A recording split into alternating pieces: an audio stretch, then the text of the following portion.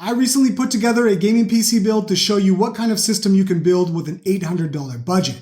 I've also put together a $1,000 gaming PC build and a $500 gaming PC build, and I've done videos on those as well. In this video, I'll be choosing parts for a $700 gaming PC build. Now, I won't actually be building the system in this video, but I will be walking you through my thought process in choosing a compatible set of components that will offer as much in-game performance as possible, all with a $700 budget. Right now on my website, techguided.com, I have a recommended part list for a $700 budget. However, I only update that guide a couple of times per month, and since PC hardware prices change daily, I want to make sure it is still the best combination of parts for that price range. But we'll use that part list as a starting point.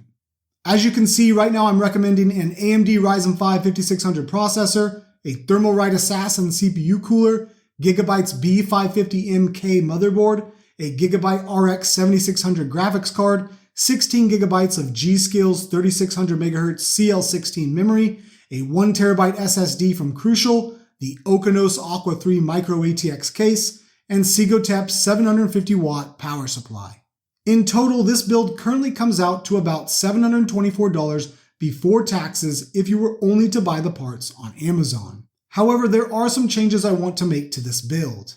For starters, I have already used the AMD Ryzen 5 5600X in a couple of different builds, and for the purpose of creating more helpful content, it seems redundant for me to use yet another 5600 or 5600X in this build. For this build, I want to choose an Intel CPU so that I have the opportunity to compare it to the 5600 or 5600X in a future video. The Intel options that I think you can consider for a $700 budget are the Intel Core i3 14100F, the Intel Core i5 13400F, the Intel Core i5 12600KF, the Intel Core i3 13100F, the Intel Core i5 12400F, and the Intel Core i3 12100F. The i5 12600KF and i5 13400F will offer the most performance out of all of these options, but at $150 and $162 respectively, I think they're just a little bit too expensive for our budget. And to fit either of these CPUs into a $700 budget, you'd likely have to sacrifice some GPU performance. The i3 14100F and i5 12400F will also perform similarly to each other in most games, but the 14100F is going to lag behind in multi-core performance, and at $124, it does cost $15 more than the i5 12400F as well. The i3 13100F is going to offer worse performance overall when compared to the i5 12400F, and they're both similarly priced, so I think we can eliminate the 13100F as well. The i3 12100F is an attractive option because it is so cheap. At just $85, it would free up a lot of room in the budget to put towards the GPU, and since a lot of games still don't fully utilize multi-core CPUs adequately, the i3 12100F should be a decent enough option for a budget-oriented build. However, with the $700 budget, I think we do have enough to fit in the Intel Core i5 12400F and still have enough left over to accommodate a solid GPU. Right now, the i5 12400F is about $110 on both Amazon and Newegg, so I think I'll lock that in as my CPU choice for this build. Again, I think the AMD Ryzen 5 5600 or 5600X would probably be my top recommendations for this price range. I think the i5 12400F technically outperforms both the 5600 and 5600X by a small margin in terms of gaming performance, but the 5600 and 5600X will come with better stock coolers, they'll have cheaper motherboard options, and they have a really good and moderately priced upgrade option, the Ryzen 7 5700X 3D. But with the Intel Core i5 12400F now set for this build, I now need to look for a compatible motherboard. The i5 12400F is compatible with Intel's LGA 1700 socket, so I will need an LGA 1700 motherboard. With a bit limited of a budget, I would like to stay under $100 for my motherboard choice. That basically eliminates all of the Z chipset options and probably most of the newest mid-range H or B chipsets like the H770 or B760 chipset options. And it probably also means that I'll be limited to using a micro ATX motherboard as well. But I'll start my search on Amazon by typing in H770 motherboards and see what's available. As you can see, it looks like there's only one H770 chipset motherboard currently available, and it's well over $100. However, it does look like there are some newer B760 chipset boards that do come in under $100, so I'll change my search to B760 motherboards. There's the MSI Pro B760MP. It's a pretty basic setup and it should work fine for the i5-12400F, but let's see if we can find anything better or cheaper. The ASRock B760M Pro RS looks more attractive at first glance, but it is a DDR5 motherboard, and considering our low budget, we probably won't have enough to afford DDR5 memory without sacrificing too much on our GPU. However, it does look like there is a DDR4 version of this board as well. This one looks like a pretty good option. It has a decent 7+1+1 power phase design. It offers support for Gen 4 NVMe SSDs, and it comes with some nice aesthetic features on top of it. Still, I prefer to spend less if possible, so let's check and see if there's anything more affordable. We'll do a search for the older B660 chipset and see what options are there. The first result is the ASRock B660M Pro RS, so basically just the B660 chipset version of the B760 motherboard we just looked at. It's $95, so just a little bit cheaper, and it has an 8-phase power design, so definitely a decent enough VRM to handle the 12400F, and it should also handle an upgrade to a newer generation i5 CPU in the future. But let's keep looking just to see what else is out there. There's also the ASRock B660M HDV. It's a little under $90, so we could save some money by choosing it. It's pretty stripped down though. It only has 2 DIMM slots, and its 6-phase power design suggests a bit weaker VRM than the B660M Pro. But other than those 3 ASRock motherboards, the only other options under $100 would be H610 chipset motherboards. Now those are going to be a bit more limited, and so I think that unless we are really over budget when we get close to finalizing this part list, we can just assume we'll choose one of the ASRock B chipset boards. So for now, we'll pencil in the less expensive B660M Pro and adjust accordingly once we see where we end up budget-wise. For the GPU and my recommended part list for a $700 budget, I currently have an RX 7600 recommended. But prices have changed a bit since the last update, and I wonder if we can get a higher-end GPU option in this budget. In the $200 to $300 price range, the RX 7600 and RTX 4060 are the newest generation options. Both can be had for around $250. However, both of those GPUs only feature 8GB of VRAM, and that's not going to be ideal for anyone who is looking to game at higher resolutions, and it will also likely mean that those GPUs don't hold up in the long run as more and more games get developed to use more VRAM. There's also the Intel Arc A770, but that isn't without its own drawbacks as well, namely in its driver support. While the A770 may be an interesting option to consider when compared to the RX 7600 and RTX 4060, there is another GPU option in the $250 to $300 price range that will blow away all 3 of these GPUs in terms of performance and overall in-game experience. And that's the 1 generation old AMD Radeon RX 6700 XT. To make our graphics card choice even easier, there's currently only one RX 6700 XT available in our price range on Amazon or Newegg, and that's the XFX Speedster Swift 309 RX 6700 XT for about $290. So this isn't really a difficult decision, and we're going to pencil it in for our graphics card and see if we can fit it into our total budget when all is said and done. If we do have to cut back, then an RX 7600 or RTX 4060 won't be bad alternatives.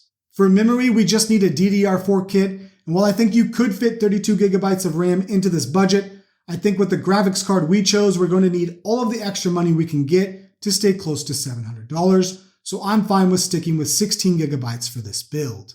Of the 16GB kits out there, Team Group's Vulcan Z 3200MHz CL16 kit is a solid option for $33.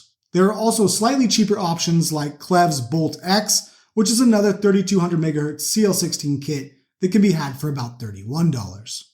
However, I like this G.Skill Ripjaws V memory kit as it is one of the only 3600MHz CL16 kits available for under $40. The faster clock rate and lower latency probably won't provide the biggest real-world performance boost, but at $38, this kit is only a little bit more expensive than the 3200MHz options we just discussed. So we'll pencil in the G.Skill Ripjaws V kit, and we have a couple of cheaper options we can drop down to if we need the extra money to stay close to our budget. For storage, I feel like 2TB is probably the new sweet spot considering how big games are getting. With AAA titles now easily exceeding 100 gigabytes in size, 1 terabyte is quickly becoming not enough for even casual gamers. However, SSD prices have gone up recently, and it's going to be almost impossible to get a Gen 4 2TB drive into our $700 budget. Even a 2TB SATA SSD is going to cost around $90 on the low end. So for now, we'll have to opt for a 1TB NVMe drive. Of the options out there, I'm not expecting to get a higher-end NVMe drive, and I'm fine getting a budget-oriented option. Right now, the Clev Crass C910 seems like a good enough option. I've used a Clev Crass SSD in another build in the past, and it worked well enough. This drive also comes with a heatsink, which if we end up sticking with one of the ASRock Pro boards, we won't need that heatsink because they already come pre-installed with a heatsink, but it is a nice addition nonetheless. I could also save a little bit of money here and opt for a slower Gen 3 NVMe SSD. In terms of in-game performance, you probably won't notice a big difference between a Gen 3 SSD and a Gen 4 SSD. So this is another area where we can cut back if necessary, but for now we'll stick with the Clev Crass C910. For a power supply, there are a couple of different ways you can go about determining how much capacity you need. You can use a power supply calculator like Outervision's PSU calculator, but even easier than that, you can just use the GPU and/or graphics card manufacturer's recommendation. Generally, both the GPU and graphics card manufacturers recommend more than what is actually necessary to power a system with their GPU in it. However, it's a good idea to add some headroom anyway, so the recommendation is usually a solid option. AMD suggests that you use a minimum 650 watt power supply, and so that is what we'll look for. I'm currently recommending a Sigotep 750 watt fully modular power supply for this budget. This PSU has received a gold rating in efficiency from Cybernetics, and it's both PCIe 5.0 and ATX 3.0 compliant. And at just $75, it is easily the most affordable 750 watt fully modular option that offers these specifications. With a 750 watt capacity, it might end up being a little bit overkill for the setup we end up choosing, but that means it will also easily accommodate an upgrade to a higher end GPU in the future. I used this power supply in my $800 build to power an RX 6750 XT, and it worked out very well. And if you're looking to build a PC with a $700 budget, this would definitely be a good power supply option to consider. However, just like with the AMD Ryzen 5 5600X, I wanted to try something new, and I stumbled upon XPG's Kyber series of power supplies. Their low price tag is what drew me in. You can get the 850 watt XPG Kyber version for just $75, and the 650 watt version for just $63. But for some reason, the 750 watt version is currently priced at $80. The $62 650 watt unit looks like it might be a good option for our build. It received a gold rating for efficiency from both Cybernetics and 80+.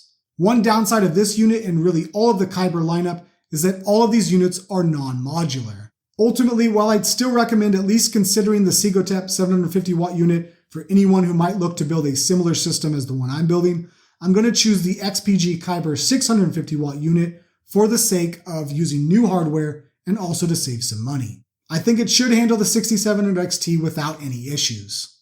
Next, we'll need to find a case. The graphics card we chose measures in at 304mm long, and we also chose a micro ATX motherboard. So we'll need a case that can fit graphics cards up to 304mm in length, and I'd like to stick to a micro ATX case, as putting a micro ATX motherboard inside a case designed to hold a standard ATX motherboard can look a bit funny. I currently recommend the Okenos Aqua 3 for a $700 budget. I used it in my last build and it was a pretty good case for the price it came in at. But for this build, I'd like to try something different. For this PC, I'd like to look for something in the traditional case format, so something that has a grilled front panel, a tempered glass side panel, a PSU shroud, and a few pre-installed fans would be nice. I really like the look of the Montac Air 100, but at $70, I think it's going to be a bit too expensive. There are cheaper options like the Cooler Master Q300L that can be had for just $40, and that would definitely help us stay under our budget. However, the Q300L doesn't have a PSU shroud, and since we're not using a modular power supply, it's going to be difficult to hide the massive cables that will be left over. There are also affordable options like the Thermaltake Versa H17 and Darkrock EC2. The Versa H17 only offers solar panels though, so I do worry about how good the airflow will be there. And the Darkrock EC2 only comes with a single fan pre-installed, so the airflow on that won't be great either unless I spend more money to add more fans. Another case I found on Amazon that met my criteria and that came in under $60 was Bitphoenix's Nova Mesh Micro ATX case. The only problem with this case though is that it is only available in white on both Amazon and Newegg. I'm not sure how that would look aesthetically without other white components to go with it, so ultimately I'd rather find something that is all black. So with all the options on Amazon exhausted, I went to Newegg, and that's where I found the Fractal Design Pop Mini Air. The Pop Mini Air is a micro ATX case that comes with a mesh front panel, a tempered glass side panel, a full-length PSU shroud, and 3 pre-installed RGB fans. It can also house GPUs up to 365mm long, so we'll fit our XFX RX 6700 XT with no problems. And if we have enough room in our budget left over, the Pop Air Mini can hold CPU coolers up to 170mm tall, which is more than enough room to house even some of the biggest air coolers out there. And it costs just under $60. However, Newegg does charge $9.99 to ship this case, but on B&H Photo and Video, you can get it for the same price, shipped for free. So I'll end up getting the Pop Mini Air from B&H Photo and Video. In total, that puts us at about $715, so we're just a little bit over budget. I also checked multiple websites including Newegg and B&H Photo and Video to see if any of these components or even similar options could be had for a lower price. But everything I've chosen seems to come in at the same price or lower on Amazon, with exception to the case, so I'll order everything from Amazon and I'll get the case on B&H Photo and Video. I also really wanted to add a third-party CPU cooler to this build so they didn't have to use Intel's ugly-looking stock cooler. Something like the ID Cooling SE214XT is only $16 and it will provide a nice bump in cooling performance over Intel's stock cooler, and it will run a lot more quietly as well. But adding that cooler to our part list would bring us up to right about $730, so this technically wouldn't be a $700 PC build any longer. However, I'm very happy with this part list, and I don't mind spending a little bit more to have it come out more well-rounded. But if you did want to bring this build closer to $700, the easiest way to reduce the price to under $700 would be to drop down from the RX 6700 XT to either an RX 7600 or an RTX 4060. Again, I'd rather not sacrifice the raw performance advantage and the extra 4GB of VRAM that the 6700 XT offers. You could also get close to $700 by opting for the Intel Core i3 1200F over the i5 12400F, but I really don't want to give up that multi-core performance. So if you want to keep the i5 12400F and RX 6700 XT combo and stay at or under $700, you can drop down on the memory, the SSD, the case, and the motherboard too. For instance, you could drop the G.Skills Ripjaws V 3600MHz kit down to Clev's Bolt X 3200MHz kit, and that will save you about $6. I also opted for a Gen 4 NVMe SSD, but you could save a little bit more by dropping down to a Gen 3 SSD. I picked Clev's C910 1TB drive for $57, but Clev's C710 Gen 3 drive can be had for $53, which would save you another $4. You could also drop the motherboard down from the ASRock B660M Pro to the ASRock B660M HDV, and that will save you about $8 or so. And you can save even more than that by dropping down to an H610 chipset board. There are H610 options out there that come in under $80. You could also choose one of those cheaper case options as well. Opting for something like the $40 Cooler Master Q300L will free up another $20 in your budget. And you also don't need to add an aftermarket CPU cooler as well. Intel's stock cooler will work fine for the i5 12400F, and that would save you another $16. So there are definitely ways to get this build under $700 and still keep the 12400F and RX 6700 XT. But when I choose parts, I really get attached to certain components, and then when I go to revise my list to try and bring my part list under budget, I have a hard time actually dropping down to lower tier components. It's funny when you actually think about it, because on the surface, paying $4 more for a Gen 4 SSD over a Gen 3 SSD seems like a no-brainer. So does paying $5 more for a 3600MHz CL16 memory kit over a 3200MHz CL16 kit. And why not spend $10 more to get a case that meets all of your criteria and $16 more for a significantly better CPU cooler? But when you add all of those up, you end up nearly $40 over budget, and you really won't get a significant in-game performance boost after all of those upgrades. And in fact, that $40 could have gone to an even better GPU, which definitely would have given you a better in-game experience. But such is choosing parts for a PC build. With each component, there's always something slightly more tempting, and you can either min-max to get the most GPU performance possible, or you can find a comfortable GPU option and spend a little extra on all of your other components. Either way, I'm going to stick to the part list as is, and we won't call this a $700 build, we'll call it a just over $700 build. Overall though, I'm very happy with this part list, and I'm looking forward to building this system. For just over $700, you get a solid CPU and GPU combination that should be capable of playing games at 1440p resolution. The build should look pretty good too, as well as provide good thermals and run fairly quietly. In my next video, I'll be unboxing all of these components, I'll assemble the system, and I'll test it in a number of games. So if you want to see what this build is capable of, definitely stay tuned for that. In any case, that does it for this video. I hope you found it helpful. Thank you for watching, and I'll see you next time.